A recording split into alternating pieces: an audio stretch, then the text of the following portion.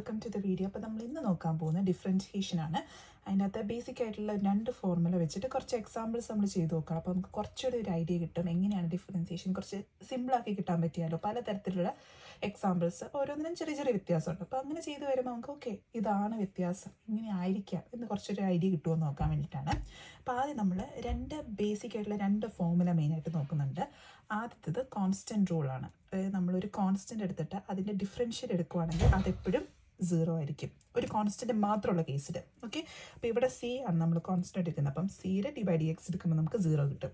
രണ്ടാമത്തത് power rule. അപ്പോൾ നമുക്കൊരു x raise to n variable raise to some power ഉണ്ടെന്ന് വിചാരിച്ചോ, അതിൻ്റെ ഡിഫറൻഷ്യൽ എന്ന് പറയുന്നത് n into x raise to n-1. ഇത് രണ്ടും ജസ്റ്റ് ഒന്ന് ഓർത്ത് വെക്കുക. അതായത് ഈ എക്സിൻ്റെ പവർ ഏതാണോ ആ പവറിന് നമ്മൾ മുന്നോട്ട് എഴുതുക, ആ എന്നിന് നമ്മൾ ആദ്യം എഴുതി എക്സിൻ്റെ മുന്നിൽ, എന്നിട്ട് എക്സ് റേസ് ടു n-1 ആ പവറിൽ നിന്ന് ഒരു 1 കുറയ്ക്കുന്നു. അതാണ് നമ്മുടെ സംഭവം. അപ്പോൾ നമുക്ക് നോക്കാം എക്സാമ്പിൾസിലോട്ട് പോകാൻ വേണ്ടി.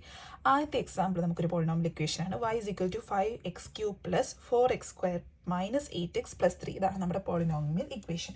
അപ്പം ഇതിൻ്റെ അകത്ത് നമുക്ക് ഈ പവർ എക്സ് ടേംസ് വരുന്നുണ്ടേ. അപ്പോൾ നമ്മൾ ഈ 5 ഉണ്ടല്ലോ, ഈ നമ്മുടെ എക്സ് ടേമിൻ്റെ കൂടെ വരുന്ന 5 നമുക്ക് അതേപോലെ എഴുതാം. അപ്പോൾ dx ഡിഫറൻഷ്യൽ എടുക്കുകയാണ്, 5 അവിടെ തന്നെ എഴുതി.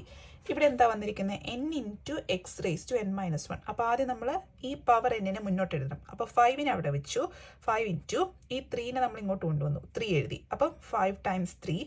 ഇനി അടുത്തത് എന്താണ്, എക്സ് അവിടെ എഴുതി, n-1 എക്സ് റേസ് ടു, ഇവിടെ n എന്താണ് 3 minus 1. അപ്പോൾ 5 times 3 into x raise to 3 minus 1 എന്ന് വന്നു. അപ്പോൾ അടുത്ത ടേം പ്ലസ് 4x² അല്ലേ, 4 അവിടെ തന്നെ എഴുതി. എന്താ ഇവിടെ ചെയ്യേണ്ടത്, x². അപ്പോൾ ഇവിടുത്തെ n ടേം 2 ആണ്, 2നെ മുന്നിലോട്ട് കൊണ്ടുവന്നു, എക്സ് റേസ് ടു 2 minus 1 എന്ന് എഴുതി. അടുത്തത് -8x, -8 അവിടെ എഴുതി. എക്സ് എന്ന് പറയുമ്പോൾ എക്സ് റേസ് ടു 1 ആണ്, ആ 1 minus 1. പിന്നെ അടുത്തത് എന്താണ്, കോൺസ്റ്റൻ്റ് ആണ് 3. അപ്പോൾ കോൺസ്റ്റൻ്റ് ഡിഫറൻഷ്യൽ എന്താണെന്നാണ് നമ്മൾ പറഞ്ഞത്, 0 എന്നാണ് നമ്മൾ പറഞ്ഞത്, അത് 0 എഴുതി. അപ്പോൾ നമ്മൾ ഡിഫറൻഷ്യൽ ഒന്നുകൂടി സിംപ്ലിഫൈ ചെയ്യാം. ഡിഫറൻഷ്യൽ എടുക്കുമ്പോൾ 5 times 3 15, x raise to 3 minus 1 x² 15x² plus 4 times 2 8, x raise to 2 minus 1 x 8x minus 8 into x raise to 1 minus 1 x raise to 1 minus 1 x raise to 0. Any term raise to 0 is equal to 1. അപ്പം അത് 1 ആയി. So 8 times 1 minus 8.